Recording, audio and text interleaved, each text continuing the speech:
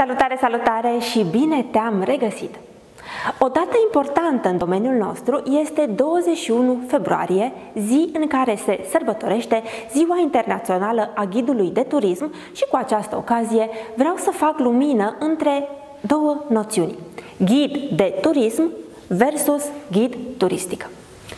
Pe 21 februarie 1990 s-a sărbătorit pentru prima oară, la inițiativa Federației Mondiale a Asociațiilor de Ghizi de Turism, Ziua Internațională a Ghidului de Turism, iar de atunci această meserie este sărbătorită în fiecare an cu vizite ghidate gratuite oferite de către ghizii autorizați în mai multe locuri din întreaga lume.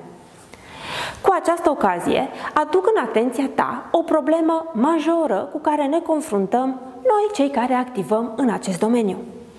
Mai exact, am de gând să clarific două noțiuni ce se confundă prea des, inclusiv de cei care lucrează ca și ghizi, deși ar trebui să cunoască înțelesul deplin al acestora: ghid de turism și ghid turistic. Ghidul de turism este o persoană, mai exact, este persoana care îți oferă informații turistice și care asistă turiștii în vacanță sau prin excursii. Ghidul de turism este cel care îți vorbește despre istorie, geografie, monumente, biserici și opere de artă. Te însoțește la muzee și la situri arheologice. Ghidul de turism îndrumă turiștii către anumite obiective turistice și oferă explicații potrivite legate de acele obiective.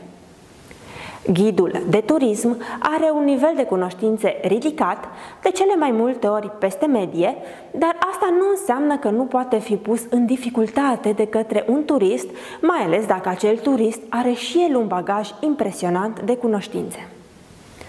Nu știu exact cuvânt cu cuvânt definiția ghidului de turism, dar îți pot spune că aceasta sună cam așa: ghidul de turism este persoana calificată care, în urma obținerii atestatului de ghid de turism, este angajată în relațiile dintre turiști, prestatori de servicii și agențiile de turism pentru a asigura derularea în bune condiții a programelor turistice.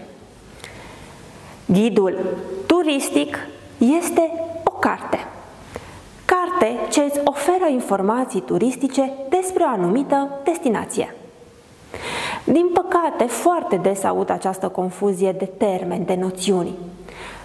Prin urmare, pentru a nu face confuzie, îți spun așa: ghidul de turism este un om, iar ghidul turistic este o carte. Așadar, acum știi care este diferența dintre cei doi termeni și nu mai ai voie să faci greșeli. Dacă ai urmărit videoul până în acest punct, nu uita să te abonezi la canalul acesta de YouTube, nu uita să apeși pe clopoțel pentru ca YouTube să te anunțe mereu atunci când postez un nou video.